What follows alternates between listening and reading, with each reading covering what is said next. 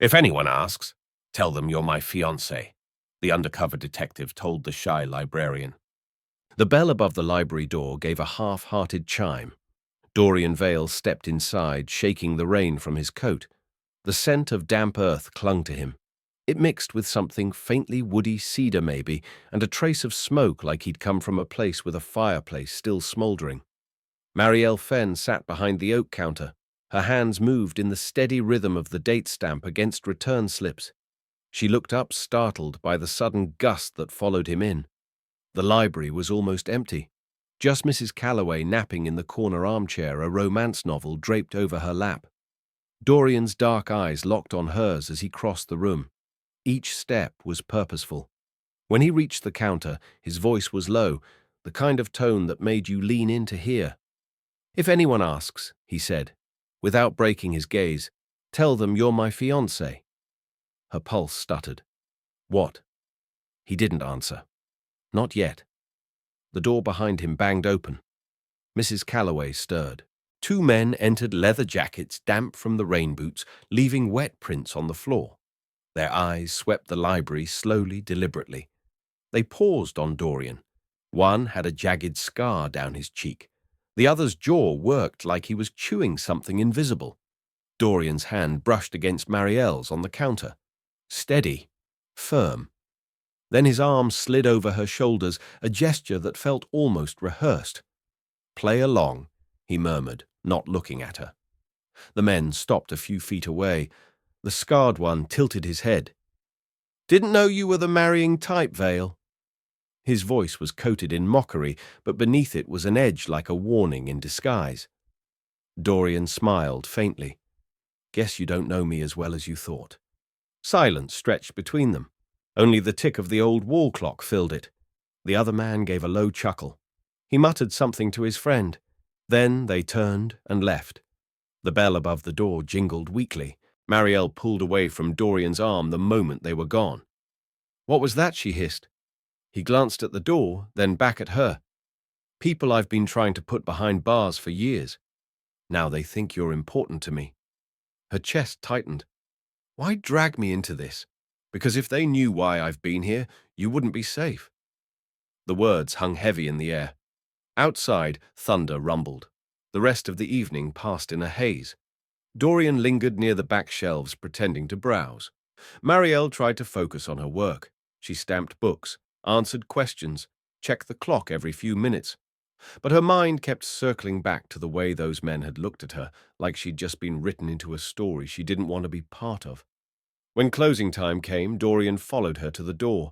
Rain still fell in fine sheets. The streetlights cast halos in the mist. "Do you walk home?" he asked. She hesitated. "Sometimes. Not tonight." His tone left no room for argument. She considered refusing out of pride, but the image of those men made her grip her bag tighter. She nodded reluctantly. They walked in silence. Their footsteps were muffled by wet pavement. The houses they passed were dark curtains drawn against the weather. "Those men?" She began, then stopped. "Don't ask yet," Dorian said quietly. "Not until I can explain properly." It wasn't the answer she wanted, but something in his voice, something weary, made her drop it. When they reached her small brick house on Willow Street, he scanned the shadows. "Lock your doors. Keep the curtains closed.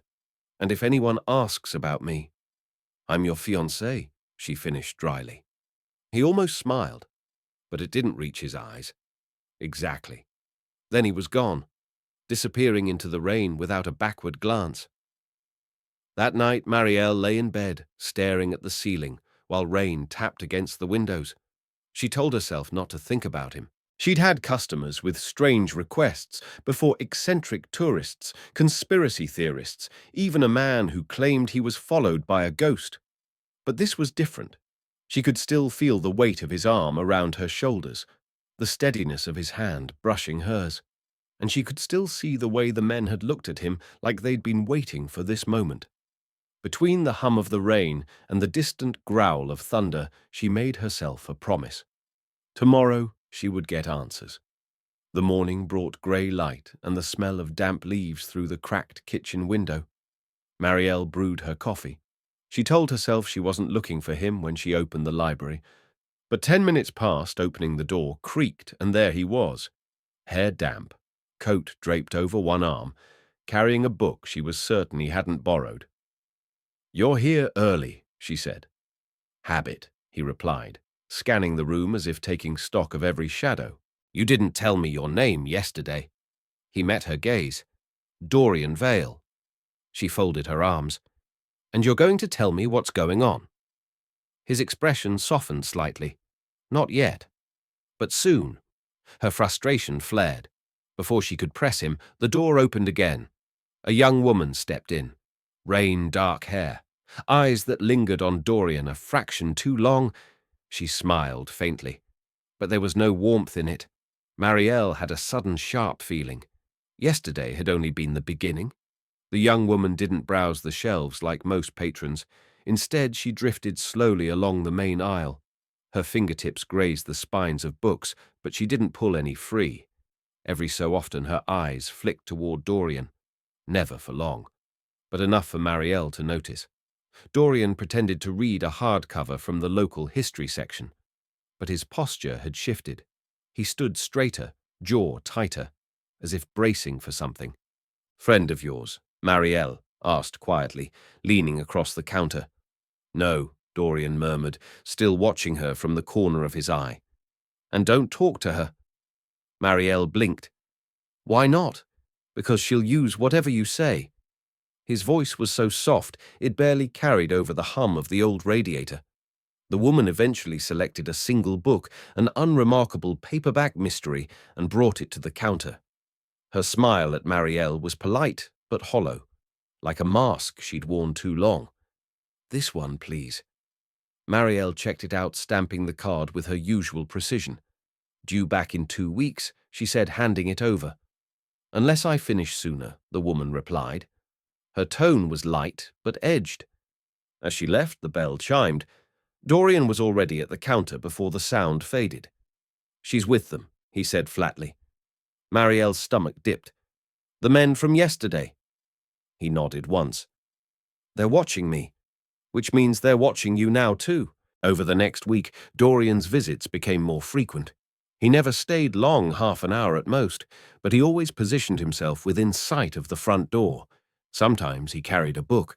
Other times he just stood there, scanning the room like a sentry. The townspeople noticed. Marielle overheard whispers from the regular patrons. "That's the man she's with, isn't it? He's not from around here. You can tell. He's handsome, but there's something off." Even Mrs. Calloway, who usually kept her opinions to herself, asked one afternoon, "Is he your beau?" Dear Marielle forced a smile. "Something like that. It wasn't worth explaining.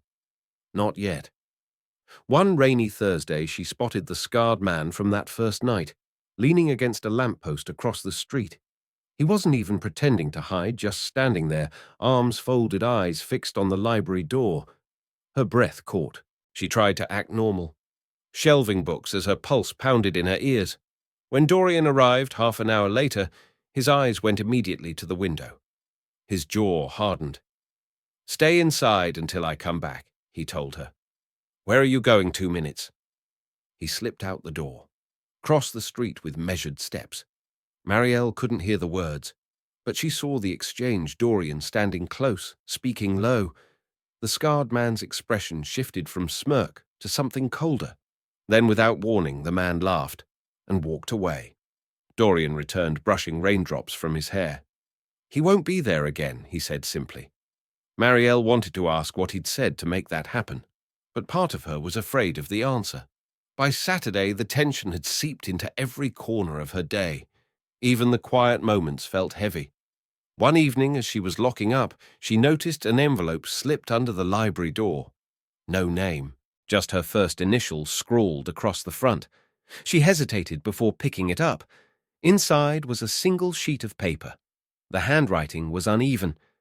"You don't know who he really is." No signature. Her first instinct was to confront Dorian next time she saw him. But something stopped her. If the letter was meant to shake her trust, confronting him might give whoever sent it exactly what they wanted. Instead, she slipped the note into the back of her desk drawer. She tried to ignore the uneasy twist in her stomach. That Sunday afternoon, Dorian appeared without his coat. Sleeves rolled up, a faint scar along his forearm. He was calmer than usual, almost casual. "Walk with me," he said. Marielle glanced at the clock. "I'm on shift. I'll have you back in 15 minutes. They left through the side door into the crisp autumn air. The streets were quiet. The last few orange leaves clung to the branches overhead. "I know the whispers are getting to you," Dorian said after a moment. "I hear them too." She kept her eyes on the sidewalk.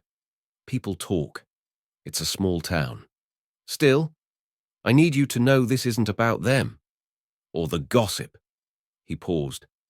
"It's about keeping you safe until I finish what I started." She glanced at him, searching his face. "And what exactly is that?" He hesitated. "Soon." The word was becoming a pattern, one she didn't like. When they reached the library again, Dorian stopped short. Across the street, the young woman from before stood watching them. She smiled faintly when their eyes met. Then she turned, disappearing down a side alley. Marielle's skin prickled. Dorian's voice was steady, but there was tension in it now. They're closing in. That night, Marielle stayed late, organizing the archives. The library was quiet, too quiet. Every creak of the old building made her jump. As she stacked the last box, she heard the faintest sound from the front room, a floorboard groaning under weight. Her pulse spiked. "Hello?" she called. No answer. She moved toward the counter, gripping the heavy metal ruler she'd been using. The air felt colder somehow, the shadows deeper. Just as she reached the desk, she caught sight of a shape outside the front window, a tall figure in the lamplight, watching. Her breath hitched. It wasn't Dorian. The figure outside the window didn't move. Marielle's heart hammered so hard she could hear the blood in her ears. She stood frozen behind the counter, the metal ruler slick in her hand. Then the bell over the door jingled. She flinched, half raised the ruler before she saw who it was. Dorian. Rain streaked down his hair and across his face. It dripped onto the worn wooden floor. His gaze swept the room in a single glance, before landing on her. "You okay?" he asked, his voice sharper than usual. "There was someone outside," she said, pointing toward the window. He turned quickly, but the sidewalk was empty. The street lamps threw pale halos onto wet pavement. No one lingered beneath them. "Stay here," he said, already moving for the door. Dorian. But he was gone. Marielle locked the door behind him, her hands trembling. The library felt bigger now, emptier. The shadows in the corners heavy and watchful. She paced for a few minutes, glanced toward the window every time headlights swept past. 10 minutes stretched into 15. Just when she was about to call out into the night, the door opened again. Dorian stepped inside. Water darkened the shoulders of his shirt. His jaw was tight, but his breathing steady. "Gone," he said simply. She stared at him. "Do you know who it was?" His hesitation was answer enough. Later, when the library was finally locked and dark, he walked her home. The rain had eased to a mist. The air smelled of wet asphalt and wood smoke from someone's chimney. Halfway down Willow Street, Marielle stopped. "You can't keep telling me, soon. I need to know what's going on." Dorian exhaled slowly, his breath visible in the cool night. "I'm an undercover detective. Those men you saw, they're part of a crew I've been building a case against for 2 years. Smuggling, extortion, worse." Her pulse sped up. "And the library?" "Me. They've been using places like this to move information. Codes hidden in donated books, old ledgers, things nobody notices. I came here because I thought they'd stash something in the archives." She swallowed hard. "And pretending I'm your fiancée. They were going to ask why I was spending so much time here. Giving them a reason, one that makes sense, keeps them from digging too deep." She wanted to believe him. The logic was there. The pieces fit together. But a voice in her head whispered, "He's still not telling you everything." Over the next few days, Marielle found herself glancing over her shoulder more often. A man in a ball cap lingered near the cafe across from the library one afternoon. He watched the door until she moved into his line of sight. Then he turned and walked away. Another morning she arrived to find the back door's lock scratched, as if someone had tried and failed to force it. Dorian's visits were steady, sometimes short, sometimes long enough for them to talk quietly in the reading nook between the stacks. One evening, as the wind rattled the windows, he told her about growing up in a coastal town 2 hours away, about losing his father young, about his first years on the force. But when she asked why this case mattered so much to him, he deflected. "They hurt people who can't fight back," was all he said. It was Thursday night when everything shifted. Marielle was in the staff room putting away supplies when she heard glass shatter at the front of the library. Her breath caught. She stepped quietly into the main room. A dark shape moved between the shelves, tall, broad-shouldered. Her fingers fumbled for her phone. Before she could dial, a hand grabbed her wrist. She gasped until she saw Dorian's face in the dim light. "Stay behind me," he whispered. They stepped out together. Dorian moved silently. His eyes tracked the shadow ahead. The intruder was rifling through the donation cart near the door, tossing paperbacks aside, flipping open covers. Looking for something, Dorian's voice rang out low and dangerous. The man froze. A tense second passed. Then he bolted for the door. Dorian gave chase. The two of them crashed through into the rainy street. Marielle ran to the doorway in time to see the intruder disappear into the alley. Dorian followed. It was nearly 20 minutes before Dorian returned, breathing hard, a scrape along his cheek. "Lost him," he said, his voice tight. "But I know who he works for." Marielle gripped the doorframe. "Were they after the books? They're looking for something specific, and if they didn't find it tonight, they'll be back." Her stomach twisted. "What is it?" Dorian met her gaze, his expression unreadable. "Something that can put them away for good." The way he said it sent a chill down her spine.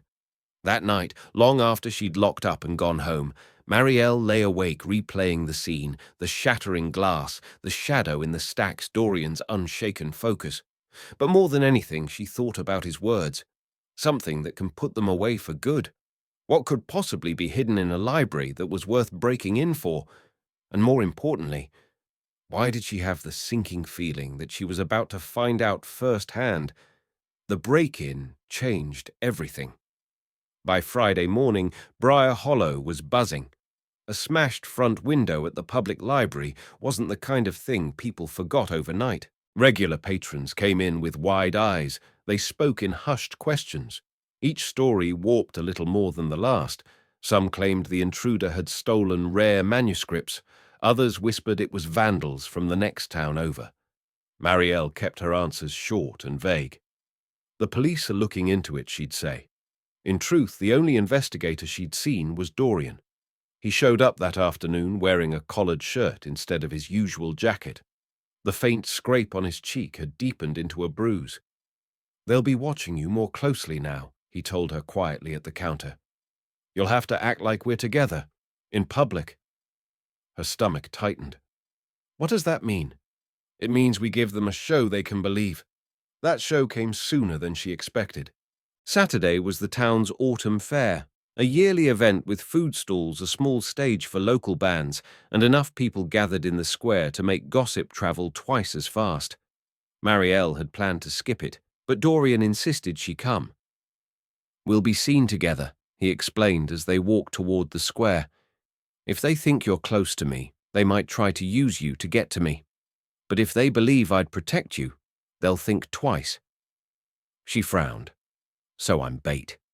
"Your cover," he corrected, though the distinction felt thin. The fair was already crowded when they arrived. The scent of cinnamon-roasted nuts and fried dough drifted through the air. Children ran past, clutching caramel apples. On stage, the band played an upbeat tune. Dorian kept his hand at the small of her back as they moved through the crowd. She could feel eyes on them, some curious, some skeptical. Halfway across the square, she spotted the scarred man leaning against a lamppost. Beside him stood the young woman with the rain-dark hair. Dorian saw them too. Without breaking stride, he slipped an arm around Marielle's shoulders. He bent his head toward hers, as if whispering something intimate. She tried to keep her face neutral. but the weight of those stares made her skin prickle. When they passed within earshot, the young woman's lips curved in a smile that didn't reach her eyes. "She's cute," she said to the scarred man. "Not what I pictured." Marielle's breath caught. Dorian didn't stop. He guided her toward the cider stand, ordering 2 cups like nothing had happened.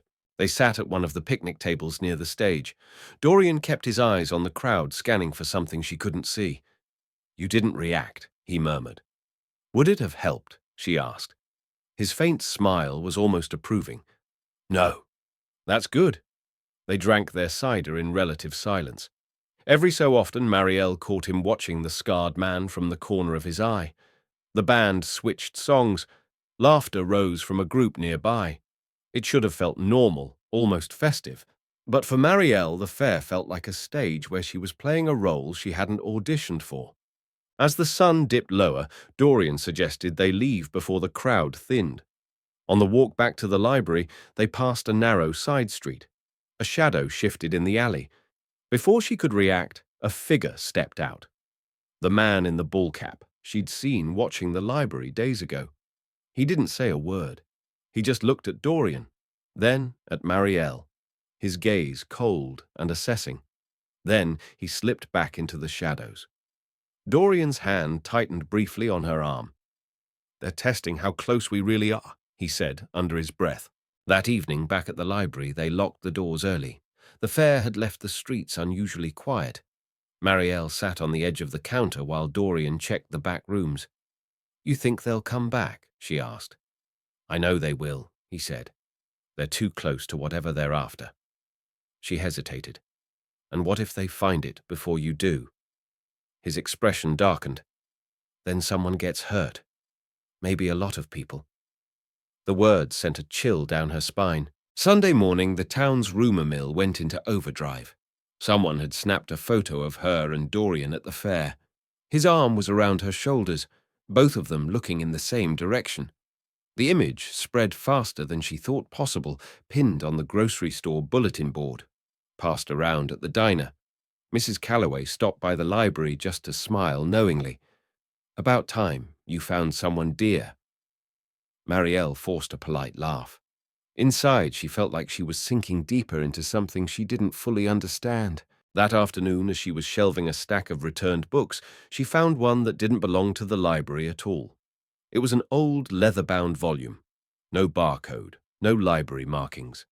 Tucked inside the back cover was a folded piece of paper, covered in tiny, neat handwriting. A series of numbers in the corner. She stared at it, heart racing. Dorian wasn't due in until evening. For a long moment, she considered putting it back, pretending she'd never seen it. But the memory of the break-in and the shadow in the stacks made her slip the paper into her pocket instead. That night when Dorian arrived, she handed it to him without a word. He unfolded it, scanned the page, went still. "This is part of it," he said quietly. Part of what she pressed. He looked at her then, his eyes darker than she'd ever seen them. "The reason I'm here." Before she could ask more, he folded the paper again, tucked it into his jacket. Outside, the wind picked up. It rattled the library windows. Somewhere in the distance, thunder rolled. And Marielle knew whatever was coming next would not happen quietly. The storm broke just after midnight. Rain swept across Briar Hollow in sheets. It drummed on the library's roof like a war beat.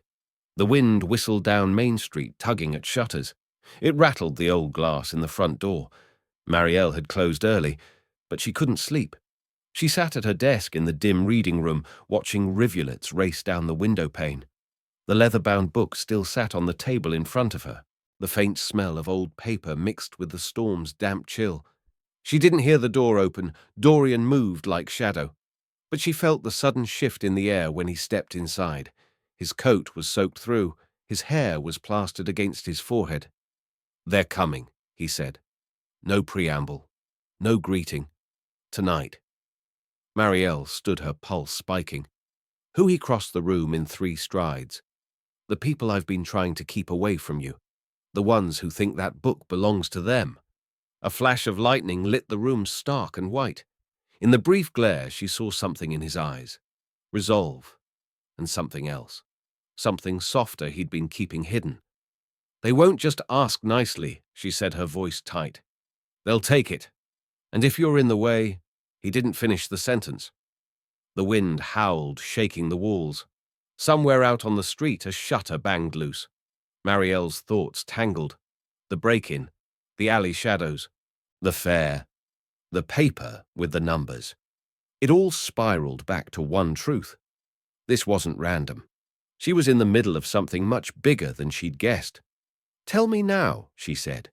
"The real reason you came here." Dorian's jaw worked like the words fought him. "Years ago, I was with a private security outfit. We were hired to retrieve stolen archives, financial ledgers tied to a syndicate that hides its operations behind legitimate businesses. We got most of them, except one. It vanished. I tracked it here." Her eyes went to the book. "And that's it. It's not just a book. Those numbers in the back bank codes, transaction trails. Enough to burn half the syndicate to the ground." She felt her throat tighten. "And you think they know I have it?" "I know they do." The first knock came soft, almost polite. Both froze. Then the second came harder, the kind that rattled the hinges.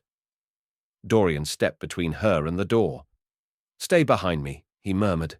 He pulled something from inside his coat. She glimpsed the dull gleam of metal before he shifted his grip. The third knock wasn't a knock at all. It was the door being kicked open. Two figures entered, dripping rain. The scarred man and the young woman with the black hair. "Well," the woman said, her voice smooth as silk. "The librarian and her shadow. Cute." The air smelled of wet asphalt and danger. "You don't want to do this," Dorian said, his voice steady. The scarred man smiled without humor. "We've been chasing those pages for too long. Tonight it ends."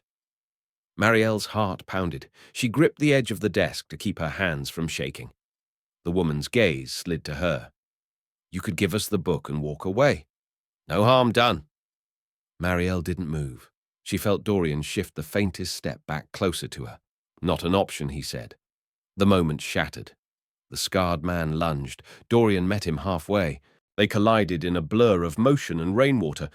The woman darted toward the table. Marielle moved without thinking. She snatched up the book and turned toward the narrow hall leading to the archives. "Stop!" the woman shouted. Her footsteps pounded behind Marielle's. The hallway smelled of dust and varnish. The shadows were deep where the lights didn't reach. She reached the back room, slammed the door, and shoved the book into the false-bottom drawer of the old desk. A second later, the woman was there, eyes flashing. "You have no idea what you're holding," she said. "Neither do you," Marielle shot back, surprised at the steel in her voice. For a heartbeat, neither moved. The storm roared outside. The wind pressed against the windows like it wanted in. Then Dorian's voice rang out from the front. "Marielle." The woman's head jerked toward the sound. It was enough. Marielle pushed past her. She sprinted back toward the main room. Dorian stood over the scarred man, who lay groaning on the floor. His coat was torn, his cheek bleeding. "You okay?" he asked, eyes scanning her. She nodded, breathless. The young woman emerged from the hall. Her smile was thin. "This isn't over," she said. "You can't hold on to that forever." Then she and the scarred man were gone, swallowed by the storm. Silence rushed in, broken only by the rain hammering the roof. Dorian exhaled, leaning against the desk. "They'll be back. Stronger." Marielle looked at him. The truth finally laid bare between them. "Then we don't wait. We take this where it needs to go."